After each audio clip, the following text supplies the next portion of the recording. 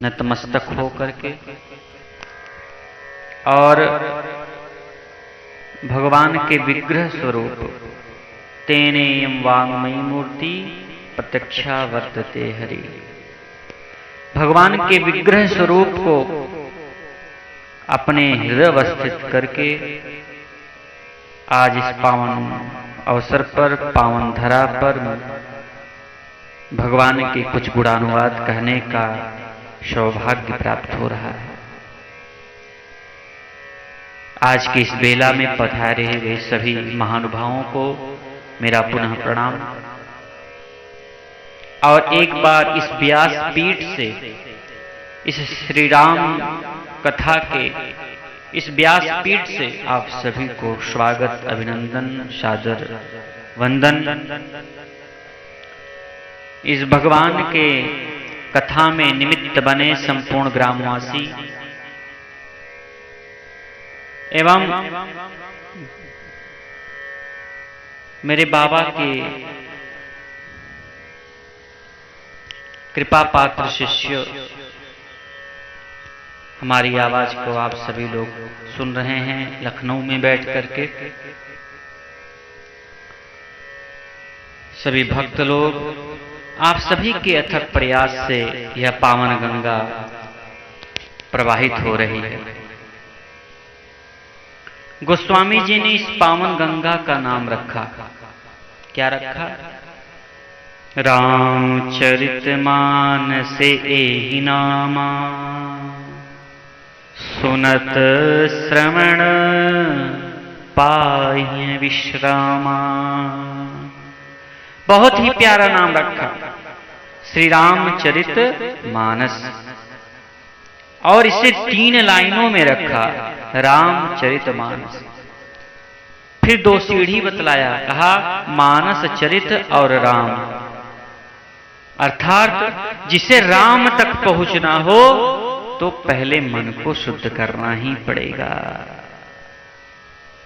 फिर उसे राम दर्शन करने में कोई समस्या नहीं होगी। क्योंकि भगवान स्वयं कहते हैं, अगर मेरे मन में निवास करना है, अगर तुम चाहते हो कि भगवान के मन में मैं रहूं, तो उसके पहले क्या करना पड़ेगा? उस मन को निर्मल बनाना पड़ेगा। निर्मल मन जन सो मोहि पावा, अमोहि कपट छल छिद्र न भावा। मुझे वही पा सकता है जिसका मन शुद्ध होगा। याद रखिएगा, छली कपटी से भगवान 100 कदम दूर रहते हैं। पापियों से भगवान को डर नहीं लगता है, क्योंकि पापी भगवान के सामने आता है तो उसके पाप नष्ट हो जाते हैं, तो उसके पाप नष्ट हो जाते हैं जो भी भगवान के सामने आ जाता है। इसलिए ध्यान रखिएगा, अगर हृदय में भगवान को बसाना है तो अपने हृदय में सबसे पहले उन आसुरी प्रवृत्तियों को दूर करना पड़ेगा, कपट दंभ को दूर करना पड़ेगा। जिनके कपट दंभ नहीं माया, और तिनके हृदय बसहु रघुराया। क्योंकि भगवान की कृपा ऐसी थोड़ी मिलती है। छल कपट करने वालों से, जुबान से, कुछ कर्म से, कुछ ऐसे लोगों से भगवान कभी नहीं मिलते, ना ही भगवान कभी अपनाते हैं। ध्यान रखिएगा। इसलिए राम कृपा प्राप्त करनी है, भगवान की कृपा प्राप्त करनी है, भगवान का दर्शन करना है, तो सर्वप्रथम मन को शुद्ध करो, मन को पवित्र करो।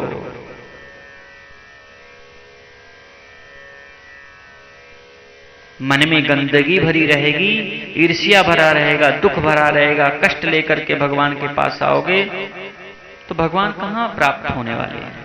भगवान के सामने आओ तो दुख कष्ट लेकर के मत आओ, ध्यान रखना। आओ तो मुस्कुरा करके आओ कि हे प्रभु आपकी कृपा बनी रहे।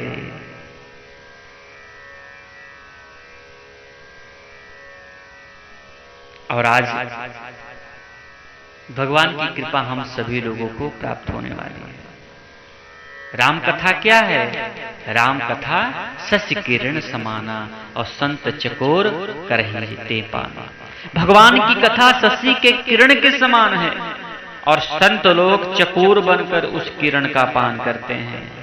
तो बंधुओं ध्यान रखना, भगवान सूर्य वंश में जन्म लिए हैं और फिर राम की कथा को चंद्रमा के चकोर के समान क्यों बतलाया, सूर्य जैसा क्यों नहीं बतलाया? इसलिए कि सूर्य की किरणें दिसंबर में तो अच्छी लगती हैं,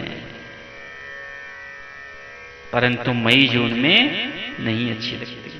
तो राम कथा ऐसी थोड़ी है, राम कथा तो आपको किसी महीने में अच्छा लगे, किसी महीने में नहीं लगे, परंतु चंद्रमा की किरणें तो 12 महीने सुंदर लगती हैं महाराज। और चंद्रमा की किरणों को कोई रोक सकता है क्या? थोड़ा सा जगह मिल जाए तो आपके घर में प्रवेश हो जाए। इसी प्रकार भगवान की कथा थोड़ा सा भी सुनाई दे दिया, फिर आपका कल्याण हो जाएगा। और मेरे प्यारे, उसी दिव्य कथा को श्रवण करने के लिए मेरे भूत भावन भोलेनाथ आज अपनी अखंड समाधि को छोड़ करके, महाराज अपनी उस अखंड समाधि को छोड़ करके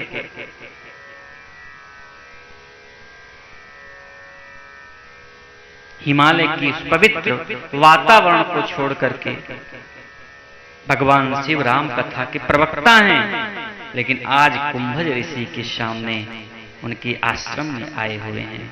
किस लिए? भगवान की कथा को सुनने के लिए। भोलेनाथ ने कथा के लिए अपना अखंड समाधि छोड़ दिया और हम लोग अपना दुकान नहीं छोड़ पाते।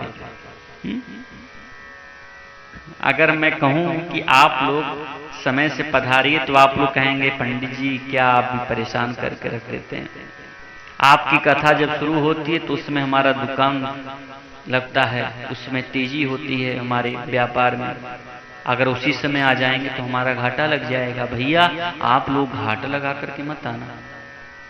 भोलेनाथ ने अपनी अखंड समाधि को छोड़ दिया, स्वयं कथावाचक हैं, रचि महेश पर कथा को अन्य मुख से सुनने के लिए आए हैं। किसके मुख से?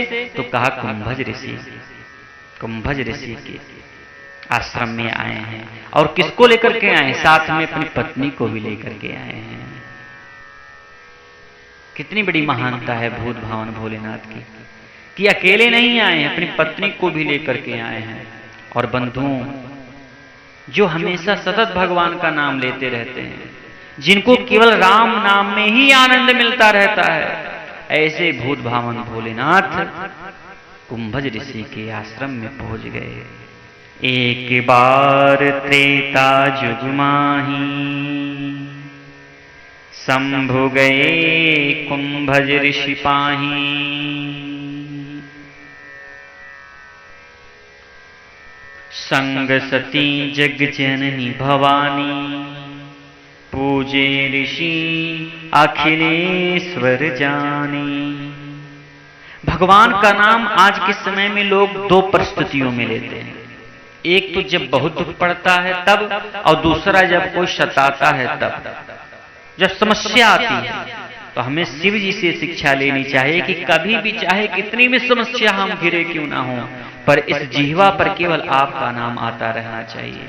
और हम चाहे कितने बड़े वक्ता ही क्यों ना बन जाएं, चाहे कितने बड़े श्रोता ही क्यों ना बन जाएं, उसे सुनने की आदत होनी चाहिए और सुनाने की भी आदत होनी चाहिए। रामायण के आदि रचयिता संसार ऋषि के पास कथा सुनने जा रहे हैं। कितनी अलौकिक बात है, कोई विशेषण नहीं है। लोग कथा में आते हैं तो विशेष विशेषण भी साथ में लेकर के आते हैं, लेकिन यहाँ गए शंभु गए कुंभज ऋषि पाही, शंभु गए हैं। कोई विशेष वो नहीं कहा कि हिमालय राज के महाराज इतने बड़े समाधि अखंड समाधियों में स्थित, ऐसा कुछ भी नहीं कहा। गोस्वामी जी ने कहा एक बार त्रेता युग में अपनी पत्नी के साथ भूत भावन भोलेनाथ पधारे हैं। कुछ भी नहीं कहा, कुछ विशेष रूप से जो है नहीं कहा। कितनी अलौकिक बात है। यही तो भगवान की कृपा हमें सीखनी है। अरे झुकता वही है जिसमें जान होती है महाराज, झुकता वही है जिसमें जान होती है। अकड़ तो मुर्दे की पहचान होती है। ऋषि ने संपूर्ण जगत का ईश्वर माता पिता जानकर उनका पूजन किया कि मेरे प्रभु मेरे घर पर आए हैं, मैं इतना बड़ा वक्ता हूं तो क्या हुआ, अरे मेरे प्रभु तो सर्वविदित है, ये तो सर्वज्ञाता है। ऋषि ने संपूर्ण जगत का ईश्वर माता पिता जानकर उनका पूजन किया, परंतु सती जी के मन में संदेह हो गया।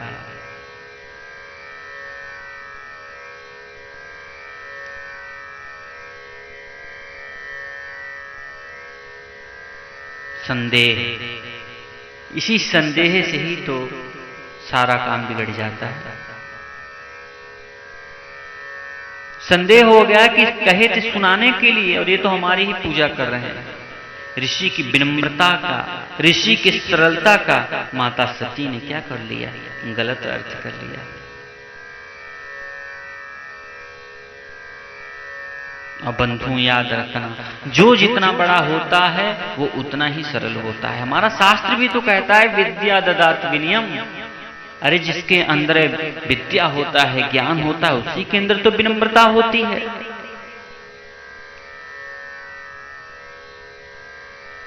ये तो संस्कार होता है। नमन्ति फलिनो वृक्षा नमन्ति गुणिनो जना। अगस्त्य मुनि बहुत विद्वान है, बहुत विद्वान है महाराज। मुनिवर ने राम कथा विस्तार से कही, भगवान शिव ने परम सुख मान करके सुना, परंतु सती ने अनादर कर दिया कथा का।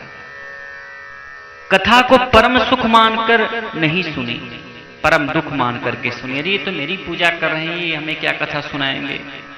इसलिए गोस्वामी जी ने जो सम्मान जाते समय दिया था, संग सती जग जननी भवानी, वो सम्मान भी वापस ले लिया, क्योंकि ये तो सम्मान के योग्य है ही नहीं। अरे जो कथा में जाए महाराज, वो भगवान का कितना बड़ा भक्त होता, भगवान की कितनी बड़ी कृपा होती है, तब वो जाकर के भगवान की कथा कर स्वादन कर पाता है।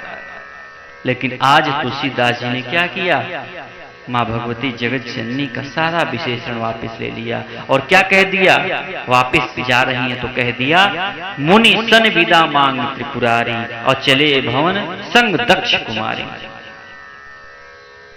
भगवान शिव कथा सुनकर बड़े प्रसन्न हुए और कुंभज ऋषि को दक्षिणा में क्या दिया। अगस्त्य जी ने इससे पूछा कि आपको दक्षिणा में क्या दिया, तो अगस्त्य जी ने कहा कि हे महादेव, आपके पास जो संपत्ति है ना, वो जो खजाना है, भक्ति का जो दान है, उसे आप हमें दे दीजिए। वास्तव में भौतिक दृष्टि से भोलेनाथ के पास क्या है, आप जाकर के देखिए। शंकर जी के पास शमशान में राख के ढेर है, लेकिन क्या कहें,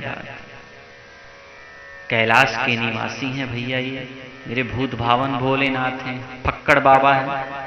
इनके पास तो और कुछ है ही नहीं, बागंबरी लपेटे हुए, सर्पों की माला लपेटे हुए मां भगवती गंगा सर पर विराजमान है। इसलिए कुंभज ऋषि ने और कुछ नहीं मांगा, रुपया पैसा धन दौलत कुछ नहीं मांगा। उन्होंने कहा कि प्रभु, अगर आप हमें कुछ देना ही चाहते हैं तो भक्ति का दान दे दीजिए। भक्ति का दान देकर के शिव जी दक्ष कुमारी सती के साथ कैलाश को चल पड़े। दक्ष कुमारी कह करके गोस्वामी जी एक व्यंग कर रहे हैं। दक्ष माने होता है चतुर, कह रहे हैं चतुर बाप की बेटी साथ में जा रही है।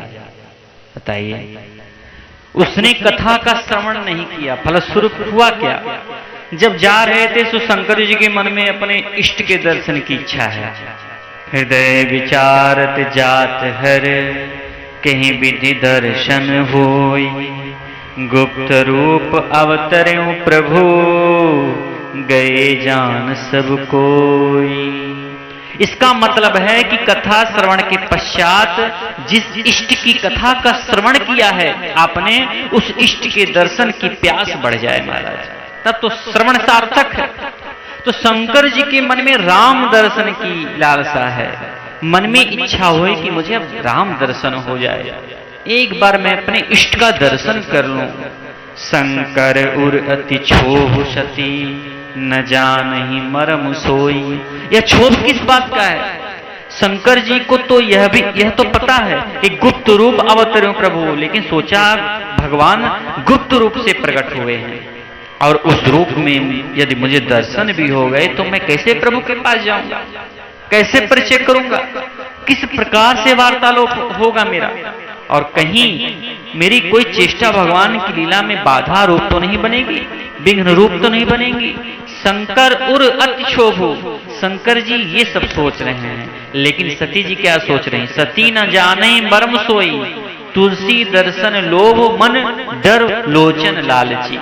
जा रहे थे। यादृशी भावना यस्य सिद्धिर्भवति तादृशी, शंकर जी की भावना पूर्ण हो गई। उसी वक्त दंडकारण्य में लीला चल रही थी मेरे प्रभु की। पंचवटी में रावण साधु का वेश बनाकर आया है और सोनी पंचवटी को पर्णकुटी से रावण सीता का हरण करके ले गया है। राम और लखन जब उस मारीच को मार करके लौटे तो पर्णकुटी को सूना देखा। वे दोनों गोदावरी के तट पर आसपास बगीचे में, वाटिका में सीता जी को ढूंढ रहे हैं, लेकिन सीता जी नहीं मिले। तो वे दोनों सीता जी को खोजते हुए दंडकारण्य में दक्षिण की ओर आगे बढ़ रहे हैं। और राम जी पूछ रहे हैं तरुओं से, पक्षियों से, पशुओं से, मृगों से, मेरी मृग नयनी सीता को तूने देखा है? अरे मेरी सीता भी तेरी भांति मृग नयनी है। कभी कोयल खोजे तो राम जी कोयल से पूछते हैं मेरी सीता भी तेरे समान मधुर कंठ वाली है।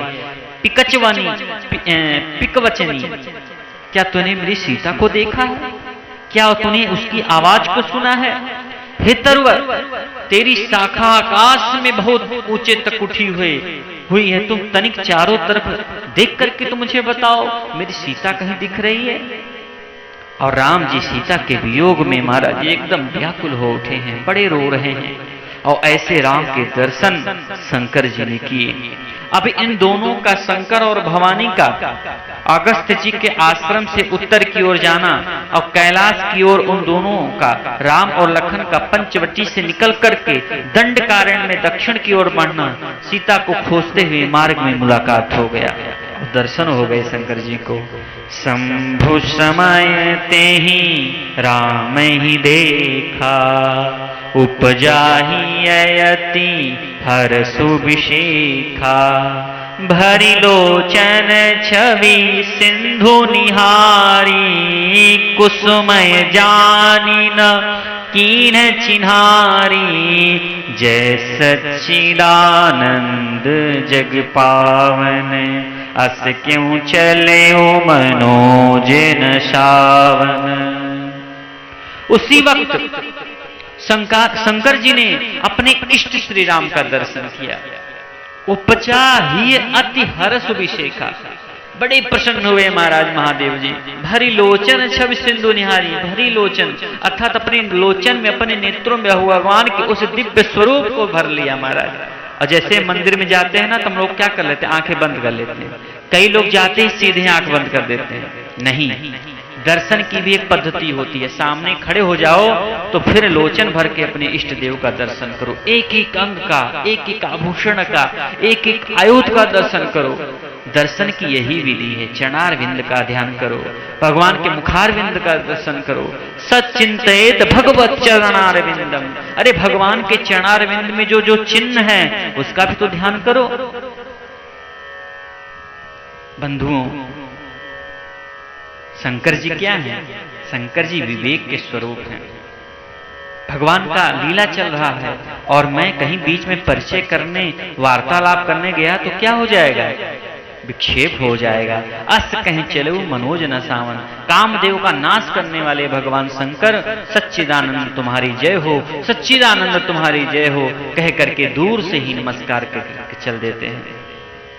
समझदार आदमी ये सोचता है कि कथा चल रही हो तो चुपचाप आकर के बैठ जाना चाहिए, फिर हम कितने ही नजदीक क्यों ना हो, और चालू कथा में आकर के सियाराम जी जय हो, कैसे हो, हमारे यहाँ उतारा हुआ था, आपका पता है, हमारे यहाँ ही ठहरे थे महाराज जी, ये सब बातें नहीं बोलनी चाहिए क्योंकि उसमें लीलाएं चल रही हैं।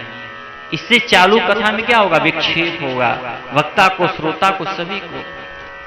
इसलिए बंधुओं, मेरे प्रभु, मेरे धूत भावन भोलेनाथ, भगवान की कृपा क्या हुई, उन्होंने कहीं विक्षेप ना हो जाए ऐसा मन में भाव रख करके जो है दूर से ही जय सच्चिदानंद, जय सच्चिदानंद कह करके नमस्कार करके चल दिए। शंकर जी समझ रहे हैं कि लीलाधर का नाटक चल रहा है, प्रभु की लीला चल रही है और इस वक्त अगर मैं वहां जाऊंगा तो वार्तालाप होगा, विक्षेप होगा, रसभंग होगा। इसलिए समीप नहीं गए मेरे प्रभु, परिचय नहीं किया, वार्तालाप नहीं किया, दूर से ही सच्चिदानंद तुम्हारी जय हो कह करके नमस्कार करके शंकर जी चल दिए। लेकिन बड़े प्रसन्न हो गए। अब तो सती ने जब ये देखा कि सोचा, अरे मेरे पति तो देवों के देव महादेव हैं, उन्होंने ये कोई दो राजकुमार हैं, उन दोनों को प्रणाम किया और सच्चिदानंद तुम्हारी जय हो कह करके प्रणाम करके आनंद से भर गए। आखिर ये कौन है? तो सती ने पूछा अपने पति से, नाथ ये जो आप सच्चिदानंद सच्चिदानंद कह करके जय हो किए हैं, जिनको आपने नमस्कार किया है और बड़े प्रसन्न हो रहे हैं, ये दोनों कौन हैं? तो शंकर जी ने कहा, तुमने प्रणाम नहीं किया देवी? जासु कथा कुंभज ऋषि गाई, जो कथा कुंभज ऋषि महाराज जी ने गाया है उसी कथा के तो ये पात्र हैं दोनों। भक्ति जासु मैं मुने ही सुनाई, और भक्ति के विवश होकर के जो कुंभज ऋषि ने जो कथा सुनाई है उसी कथा के दोनों पात्र हैं महाराज। सोई मम इष्ट देव रघुवीरा, अरे वही मेरे इष्ट हैं, वही मेरे देव, मेरे प्रभु हैं, मेरे जगदीश्वर हैं। सेवत जाहि सदा मुनि धीरा, जिनको ब्रह्मा जी आदि देवी देवता लोग भी जिनका सेवन करते हैं। हम अभी भी जिनकी कथा सुन करके आए हैं कुंभज ऋषि के श्रीमुख से, बड़े बड़े ऋषि मुनि दत्त चित्त होकर के जिनका ध्यान करते हैं। मुनि धीर जोगी सिद्ध संतत विमल मन जिहि ध्यावहि, कहि नेति निगम पुराण आगम जासु कीरत गावहि। अरे वेद जिन्हें नेति नेति कह करके पुकारते हैं वही सर्वव्यापक परम ब्रह्म माया के पति मेरे इष्ट श्री राम हैं। लेकिन कथा किसने सुनी? शंकर जी कह रहे हैं जिनकी कथा हमने सुनी है कुंभज ऋषि के मुख से, जासु कथा कुंभज ऋषि गाई, वही है ये। अब सुनी हो कथा तब तो पता चले। भवानी ने तो सुना ही नहीं था, बार बार शंकर जी ने समझाया लेकिन सती स्वीकार नहीं कर रही हैं, ये परम ब्रह्म है। देखिए शंकर जी तो कह रहे हैं कि सती के कान सुन रहे हैं, सती की आंखें जो देख रही हैं वो दोनों में पार्थक्य क्या है, दोनों में भिन्नताएं क्या है? सती की आंखें देख रही हैं, कान सुन रहे हैं, कौन है ये? तो बोले सच्चिदानंद।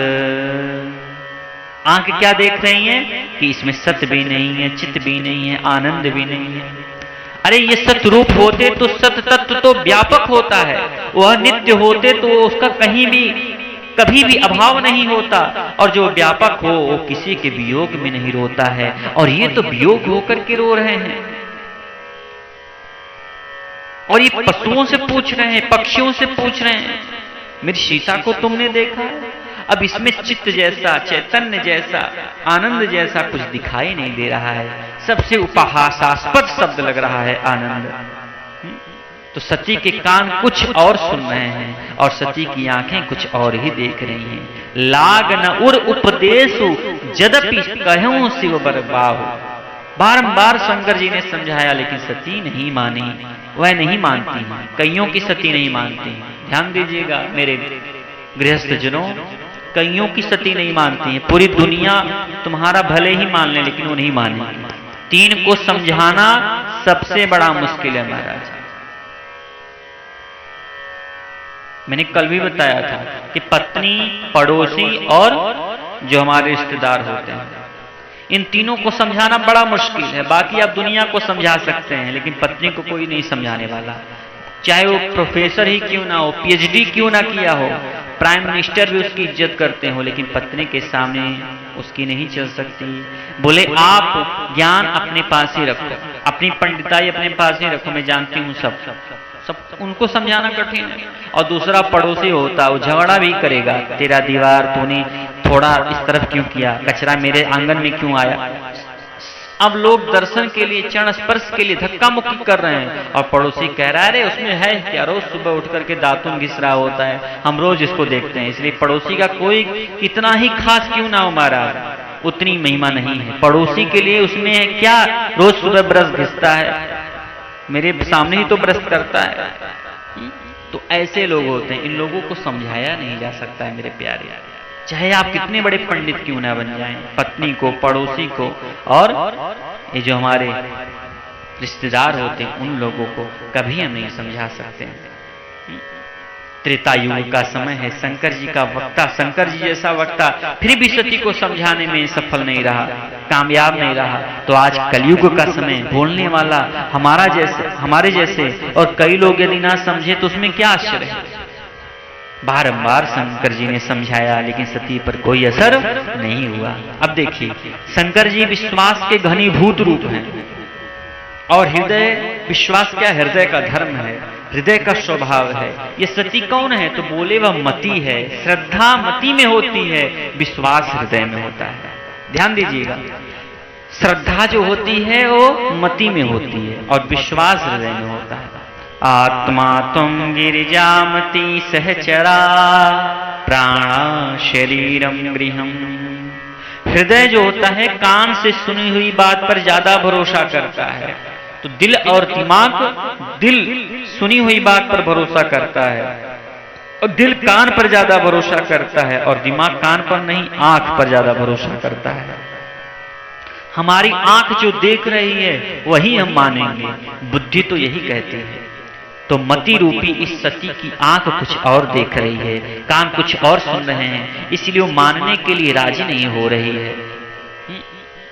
अब देखिए, व्यवहार में तो देखी हुई बात पर ज्यादा भरोसा करना चाहिए और सुनी हुई बात पर नहीं। लेकिन लोग यदि आपसे कुछ कहें तो आपको पूछना चाहिए, अच्छा ऐसा हुआ तो तुमने देखा अपनी आंखों से? ऐसे ही तो हम लोग बात करते हैं।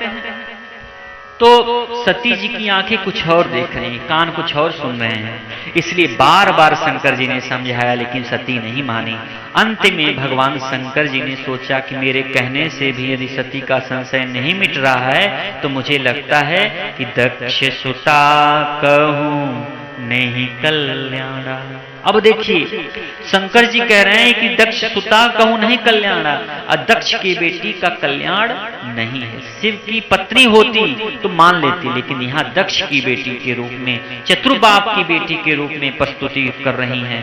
शंकर जी कह रहे हैं दक्ष सुता कहूं नहीं कल्याणा, लेकिन किसी तरह इसका जो संशय हो गया है ये रोग तो मिटना ही चाहिए। शंकर जी ने कह दिया, जो तुम्हारे मन अति संदेह हो तो किन जाय परीक्षा ले हो। यदि तुम्हारे मन में इतना ही संदेह है तो तुम स्वयं चल करके परीक्षा ले लो। तो महाराज महादेव के द्वारा अनुमति मिल गई तो सती तैयार हो गई परीक्षा करने के लिए। अब देखिए, परीक्षा करने के लिए दिमाग लड़ाना पड़ता है। दिमाग माने बुद्धि, और ये तो स्वयं बुद्धि स्वरूपा है, लेकिन बुद्धि के तर्क से आप परम ब्रह्म को जान नहीं सकते। ब्रह्म अतर्क के बुद्धि मन बानी, ये परीक्षा करने के लिए तैयार हो गई हैं। शंकर जी ने कहा, वेट एक मिनट, जैसे जाई मोहि भ्रम भारी, करहु सो जतनु विवेक विचारी। सती सुनो, सावधान, तुम्हारा मोह, तुम्हारा भ्रम मिट जाए, इस प्रकार से तुम यत्न जरूर करो, लेकिन विवेक का विचार करके, विवेक का विचार करके, विवेक मत छोड़ना। अब सती गई हैं तो शंकर जी ने सोचा चलो मेरे समझाने पर दक्षता का संदेह नहीं मिटा तो मुझे लगता है कि उसका कल्याण नहीं इसमें। लेकिन फिर तुरंत शंकर जी ने अपने इस विचारधारा को रोक दिया और क्या कह दिया, होई है सोई जो राम रचि राखा, को तर्क बढ़ावहि शाखा, अस कहीं लगे जपन हरि नामा, अस कहीं लगे जपन हरि नामा, गई सती जहां प्रभु सुख धामा, गई सती जहां प्रभु सुख धामा। जो राम जी ने चाहा है वही होगा, होगा प्यारे वही जो राम जी को भाएगा। हमारे मन से जो कुछ हो जाए ऐसा नहीं हो सकता, जो राम जी को भाएगा वही होगा। क्यों व्यर्थ तर्क करें, अस कहीं लगे जपन हरिनामा। अच्छा तो बैठे हैं तो इससे अच्छा यही कि भगवान का जप भी करें।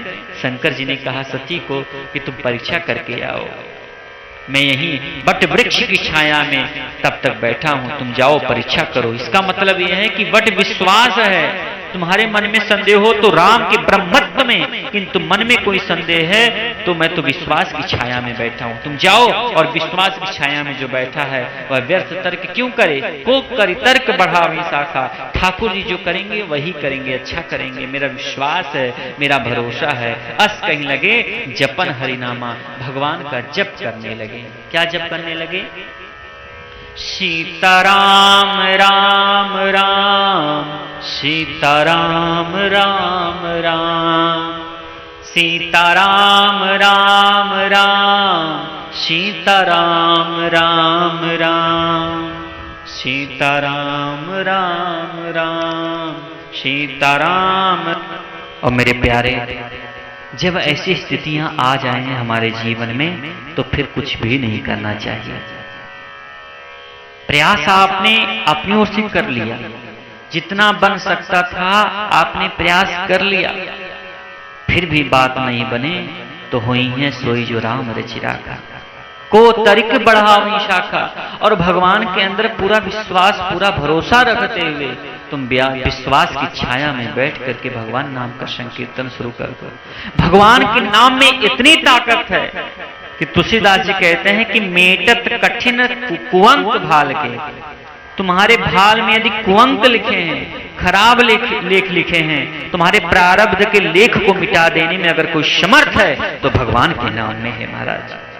इसलिए अस कहीं लगे जपन हरे रामा, भूत भावन भोलेनाथ जानते हैं उस नाम की शक्ति को। उस वक्त भगवान में भरोसा करते हुए दृढ़ विश्वास के साथ भगवान का जप करने लगे। गई सती जह प्रभु सुखधामा, सती गई, सोच रही है कैसे परीक्षा करूं। परीक्षक जब परीक्षा के लिए तैयार करता है, पेपर तैयार करता है, तो उसको सोचना पड़ता है कौन कौन से प्रश्न पूछे जाएं, किस तरह से परीक्षा करें। तो उसी तरीके से गोस्वामी तुलसीदास जी ने में एक बढ़िया सुंदर पेपर लिखा। क्या लिखा? पुण्य पुण्य हृदय विचारु करी, धरि सीता कर रूप, आगे होई चल पंथ तिहि, जिहि आवत नर भूप।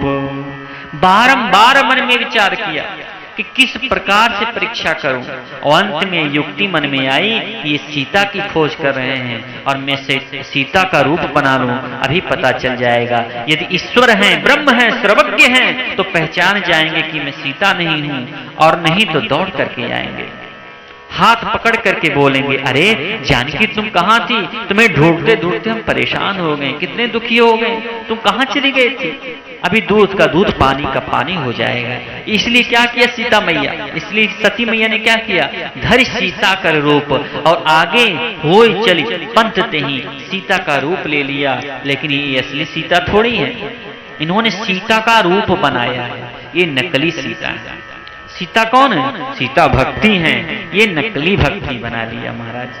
तो क्या किया इन्होंने, आगे होई चल पंथ तेहि, असली भक्ति होती तो क्या करती, आगे आगे चलती।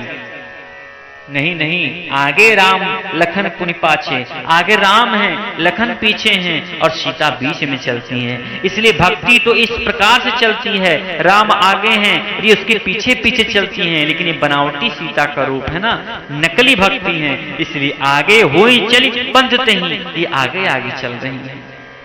इसका मतलब असली भक्ति राम को फॉलो करते हैं महाराज, और नकली भक्ति भगवान के भी आगे निकल जाते हैं, तो भगवान को भी पीछे छोड़ देते हैं।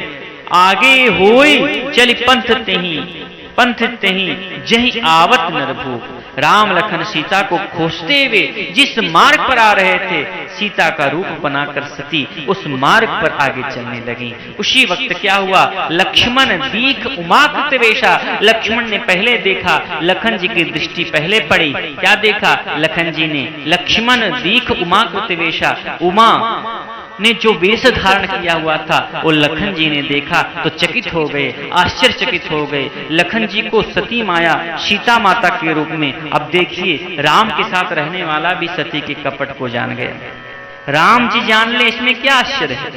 लक्ष्मण दीख उमाकृत वेशा, चकित भय ब्रह्म हृदय विशेषा। चकित हो गई, ये क्या है? सती माता और माता सीता के रूप में कुछ बोल नहीं पाए, कहीं न सकत, लेकिन सोच लिया कछु अति गंभीरा, समथिंग इज सीरियस। फिर सोचा भाई लीलाधर का नाटक है ये, तो इस वक्त जैसे नाटक में सती की एंट्री नहीं है स्टेज पर, तो जब कोई अचानक एंट्री कर दे तो बाकी लीला करने वाले जब देख लें तो थोड़ा डिस्टर्ब लोग हो जाते हैं। ये कैसे आ गया? इसका तो इस वक्त आना नहीं चाहिए था, इन्होंने ऐसी कैसे एंट्री ले ली? पूरा भेष बदल जाता है। तो लखन जी ने सोचा थोड़ा भ्रम हो गया, कुछ गड़बड़ी है। फिर सोचा लीलाधर का नाटक हो सकता है, एंट्री भी हो सती की। तो मैंने स्क्रिप्ट को ठीक ठाक पढ़ा नहीं, उतावली में मैंने, इसलिए मुझे पता नहीं कि ऐसी भी कोई एंट्री हो सकती है सती की सीता के रूप में। तो लखन जी कुछ बोलना चाह रहे हैं लेकिन उन्होंने कुछ बोला नहीं। कहीं न सकत कछु अति गंभीरा, गंभीर हो गए हैं, क्योंकि भगवान उनके साथ रघुनाथ जी खड़े हैं। लखन जी बिल्कुल चुप हैं, कहीं न सकत कछु अति गंभीरा। प्रभु के प्रभाव को जानते हैं लखन जी, चुप, लेकिन देख लिया, समझ गए कि सीता का रूप भले ही बनाया है ये सती माता। तो प्रभु वहां गए, जाकर के भगवान ने प्रणाम किया है। क्या प्रणाम किया है? जोरि पानि प्रभु कीर प्रणामो,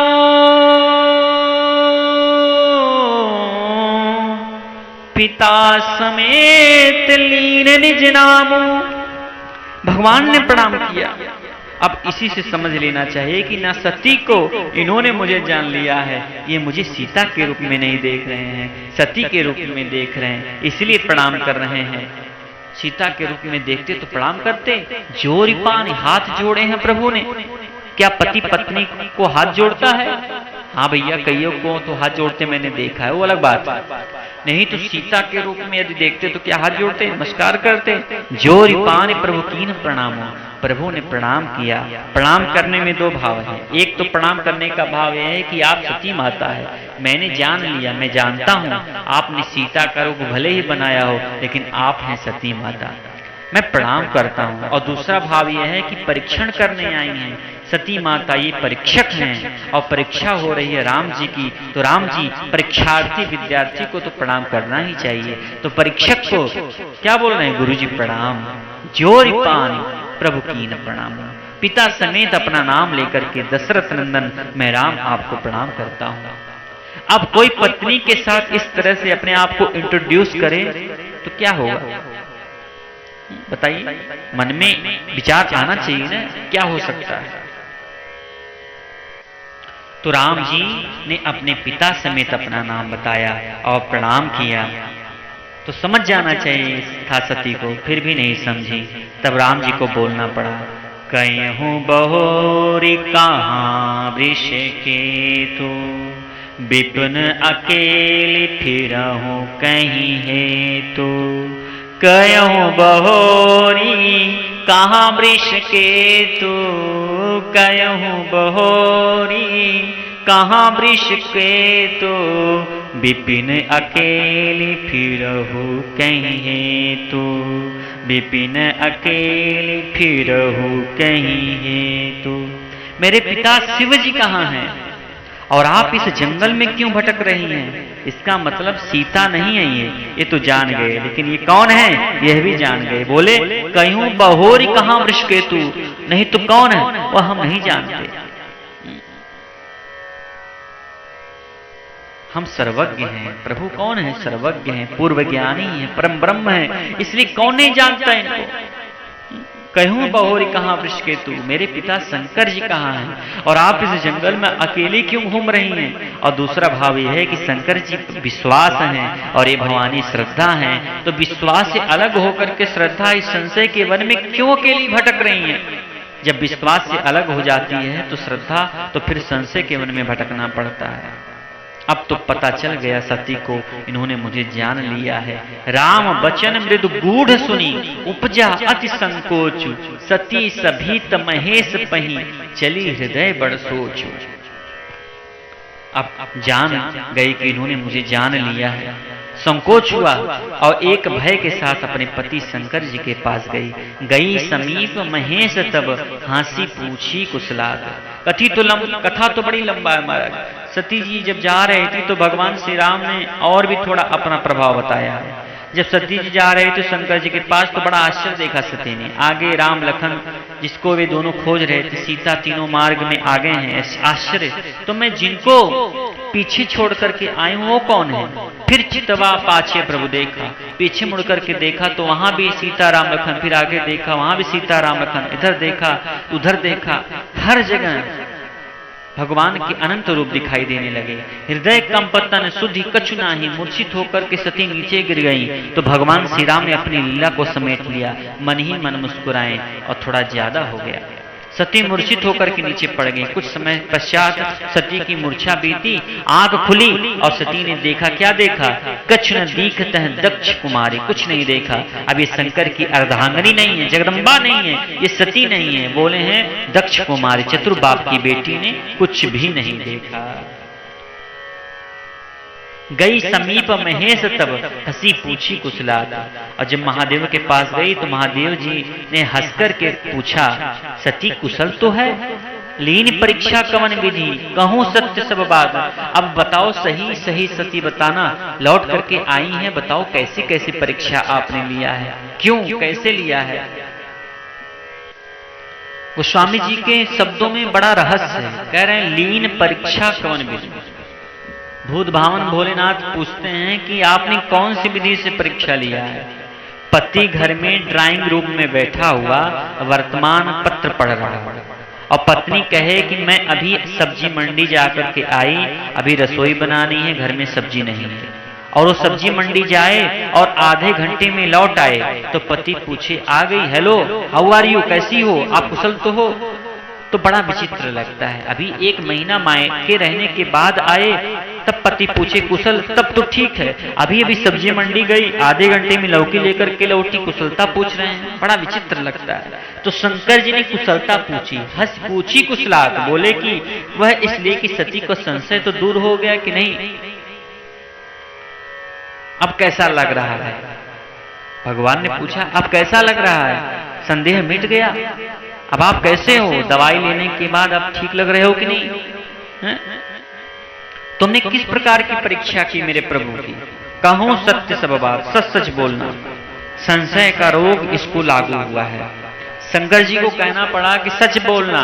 इसका मतलब है कि शंकर जी के मन में संशय था, ये झूठ बोल सकती है। कभी कभी वैद्य के सामने रोगी भी झूठ बोल देते हैं, आज क्या खाया वैद्य जी पूछते हैं, और रोगी कभी कभी झूठ बोल देता है, लेकिन वैद्य जी तो नाड़ी परीक्षण करते ही जान लेते हैं। कुशल वैद्य को तो सब पता चल जाता है, आज इसके पेट में क्या पड़ा है, आज इसने क्या खाया है, उसकी तबीयत को देख करके ही पता चल जाता है।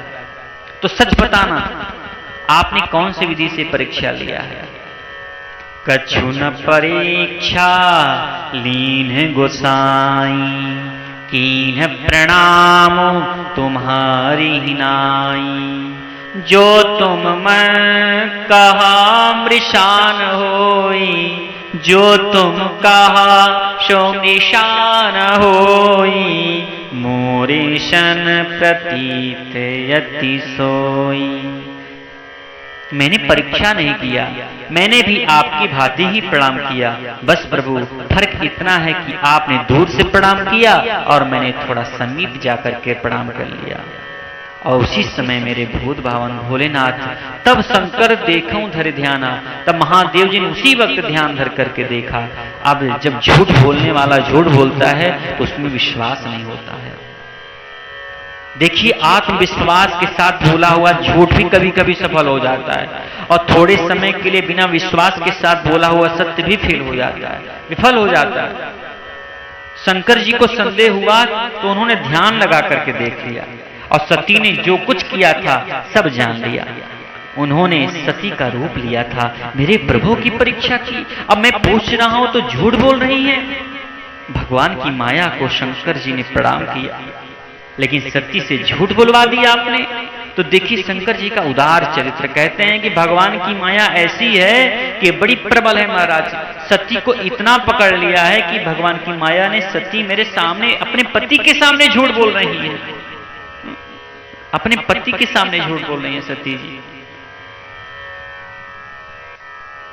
यह सब तो भगवान की माया के कारण है। माया की प्रेरणा से सती झूठ बोल रही हैं। शंकर जी ने भगवान की माया को प्रणाम किया। बहुरी राम मायहि सिरुनावा, प्रेरि सती जहि झूठ कहावा। तो यह महादेव जी की उदारता है। सोच के कितनी उदारता। मैंने भले ही दूर से प्रणाम किया प्रभु को, लेकिन मैं प्रभु के बहुत समीप हूं, क्योंकि कपट नहीं है, झूठ नहीं है। और तुमने भले ही समीप जाकर के प्रणाम किया हो, लेकिन तुम प्रभु से बहुत दूर हो गई सती। जो झूठ और कपट का आश्रय करे वो भले ही प्रभु के समीप जाकर के प्रणाम करे, लेकिन हकीकत में वह भगवान से बहुत दूर हो जाता है। लेकिन दुख तो इस बात का हुआ, मैंने कहा तो करो सो जतन विवेक विचारी, लेकिन इन्होंने विवेक का विचार नहीं किया। सीता का रूप ले लिया, मेरी मां का रूप ले लिया। शंकर जी ने कहा, जो अब करहु सती सन प्रीति, मिटहि भगति पथ होई अनीति। अब सती के साथ जो गृहस्थ धर्म है उसका निर्वहन मैं नहीं कर सकता, भक्ति का मार्ग कलंकित हो जाएगा। इसने एक बार मेरी मां का रूप ले लिया, इसलिए एहि तन सतहि भेंट मोहि नाहि, शिव संकल्प कीन मन माही। इस शरीर से पति पत्नी स्वरूप में सती जी से हमारी भेंट नहीं होगी। शिव जी ने संकल्प ले लिया। आकाशवाणी ने बाबा की प्रशंसा की, धन्य है शिव बाबा, धन्य है आपकी भक्ति को दृढ़ता। ऐसा कठोर संकल्प कोई कौन ले सकता है आपके शिवा। आपने लिया, आप धन्य हैं, आप धन्य हैं प्रभु। आकाशवाणी ने शंकर जी के इस प्रतिज्ञा की सराहना की। सती जो जगत जननी है, भवानी है, शिव की अर्धांगिनी है, ये अन्नपूर्णा है, पूज्या है। लेकिन रामचरितमानस में जिस प्रकार से सती का चरित्र चित्रण किया गया है, उससे तो सती के चरित्र के प्रति उतना आदर नहीं जागता हमारे मन में। एक साधारण नारी से दिखती हैं सती जी, जो अपने पति के साथ कपट करती हैं, झूठ बोलती हैं, पति की बात नहीं मानती, जिद करती हैं। एक साधारण नारी जैसा चरित्र सती का दिखता है, जबकि सती है जगदम्बा, शिव की अर्धांगिनी है, जगत पूज्या है। ऐसा चरित्र क्यों, ऐसी लीला क्यों? एक संत ने इसका बड़ा सुंदर जवाब दिया, सती का चरित्र वैसा नहीं है जैसा तुम देख रहे हो। हकीकत में हुआ क्या है, तुम जो देख रहे हो तो पर्दे के आगे मंच पर जो लीला हो रही है वह देख रहे हो, और पर्दे के पीछे की कथा तुम्हें पता नहीं है। पर्दे के पीछे क्या हुआ था वो भी थोड़ा सुन लो। सती के चरित्र के विषय में तुम्हारे मन में जो संदेह है उसका निरसन हो जाएगा। अच्छा, क्या हुआ था? पर्दे के पीछे की क्या कथा है? कहा कि एक बार भगवान विष्णु शंकर की आराधना कर रहे थे।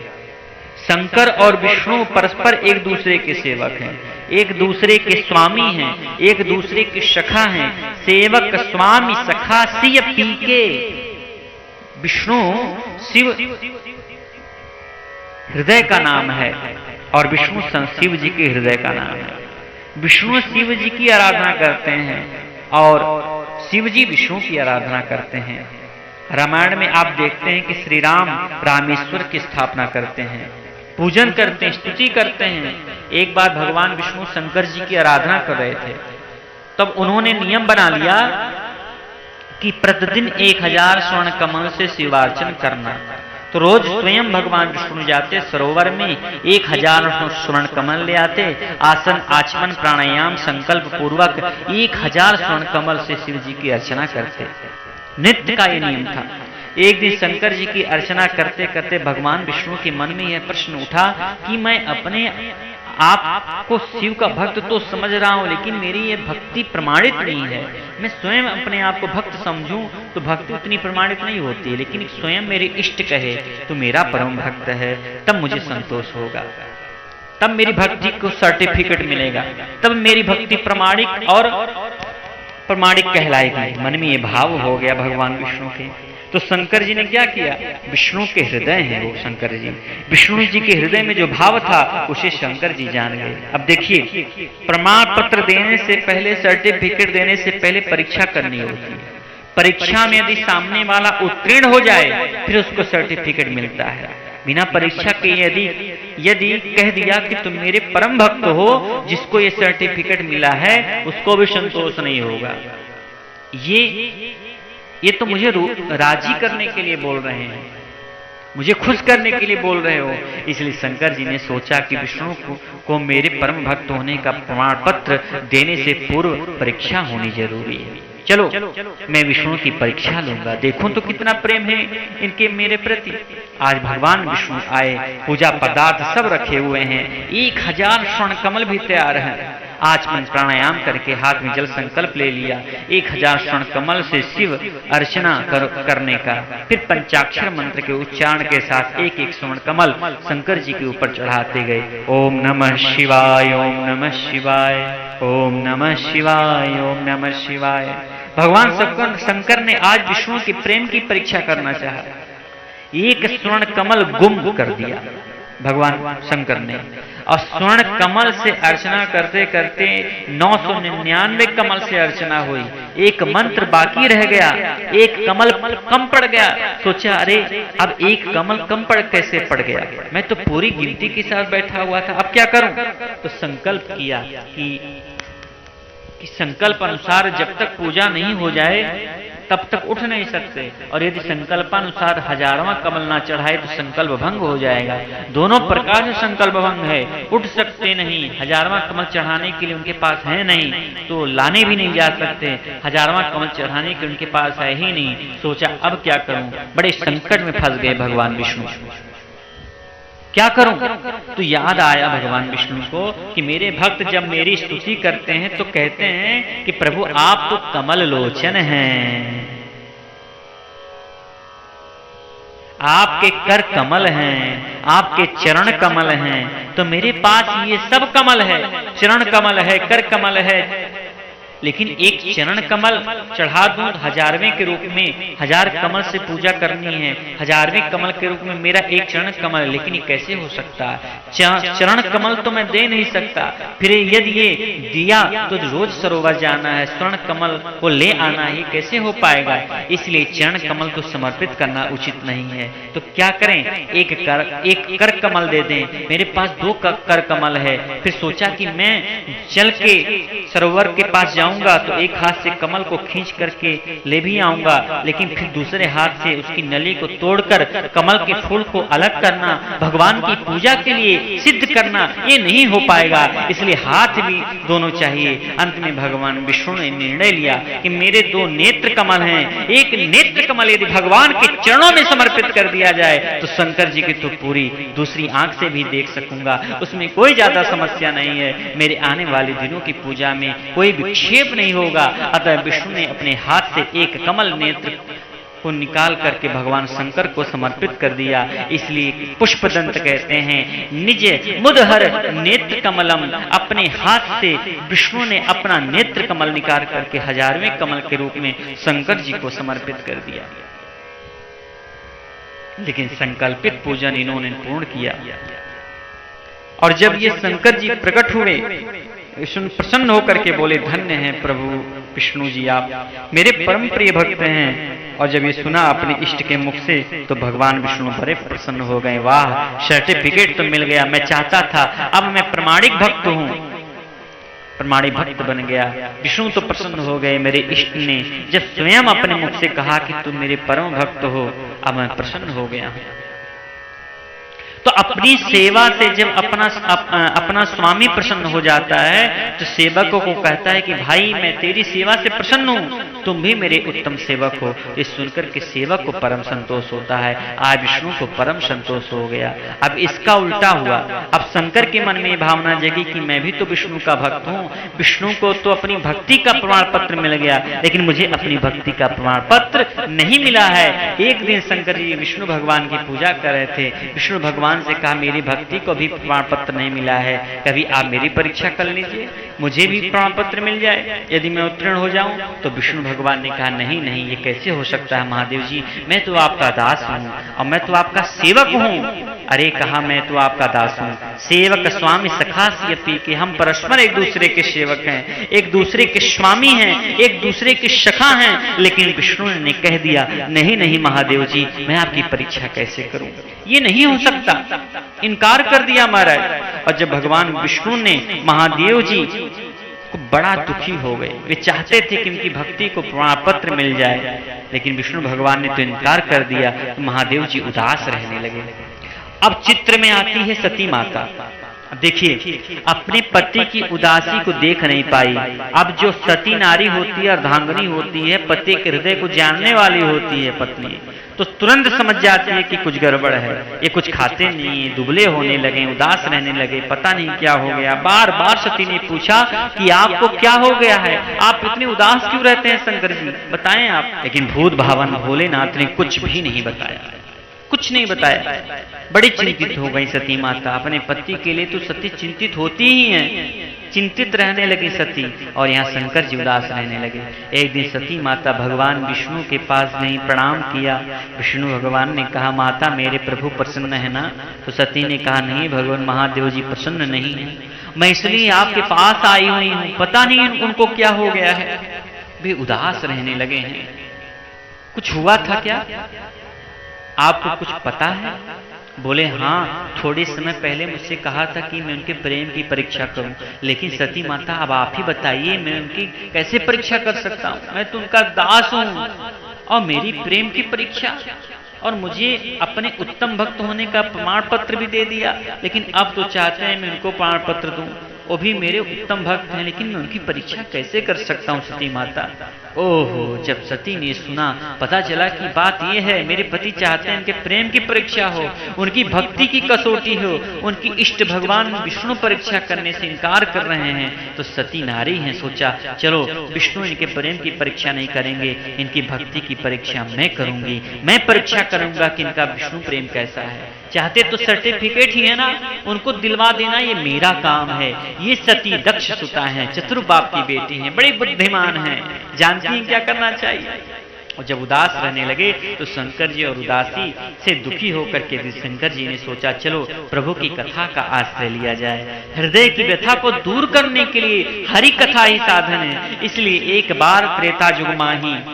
अब लीजिए कथा को, पर्दे के पीछे कौन सी कथा चल रही है, पर्दे के आगे वाली लीला को देख लिया हमने, अब थोड़ी पीछे वाली लीला को समझ लीजिए। एक बार त्रेता युग माही शंभु गए कुंभज ऋषि पाही।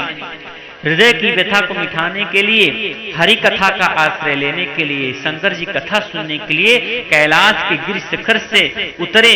त्रेता युग की बात है, गए कुंभज ऋषि के आश्रम में, तो उदासी से निकले हैं घर से बाहर। पति के मन स्थिति हो तो सती नारी क्या पति को अकेले छोड़ेगी? जब पति बहुत उदास हो, अपने दिल की व्यथा किसी को कह भी नहीं सकता, बड़ा उदास है, बड़ा दुखी है, पत्नी बार बार पूछे तो पत्नी को भी कुछ नहीं बताता। ऐसे में पति जब अचानक उठकर घर से बाहर जाए, बैग तैयार करने लग जाए, कपड़े अपने भरने लग जावे, तो पत्नी की चिंता तो बढ़ती ही है। वो अकेला नहीं छोड़ेगी। ऐसी परिस्थिति में इन्होंने कुछ कर लिया तो कोई सती नारी ऐसी परिस्थिति में अपने पति को अकेला नहीं छोड़ता। इसलिए एक बार त्रेता युग माही शंभु गए कुंभज ऋषि पाही, और संग सती जग जननी भवानी। सती भी साथ बोलने की मैं भी आती हूँ, आपके साथ चलती हूँ। तो अपनी उदासी अपनी पीड़ा में है, सती साथ बोली। और वहां जब गए कुंभज के आश्रम में तो कुंभज ऋषि ने पूजा किया है, दोनों का पूजन किया, लेकिन सती का ध्यान उसमें है ही नहीं। उसके मन में बस एक ही बात है कि पति चिंता में है, मेरे पति उदास में है, मेरे पति दुखी हैं, किस प्रकार इनका दुख दूर हो जाए, किस प्रकार इनकी उदासी मिट जाए। इसलिए जब कथा सुनाया कुंभज जी ने, तो सती का ध्यान कथा में नहीं था, क्योंकि उनको चिंता अपने पति की थी। इसलिए जब कथा सुनाया, सुनी महेश परम सुख मानी। शंकर जी ने सुनी, शंकर जी ही सुनने गए थे, सती कहाँ सुनने गए थे? सती सुनने नहीं गई हैं, सती तो अपने पति की चिंता के कारण अपने पति के साथ गई हैं।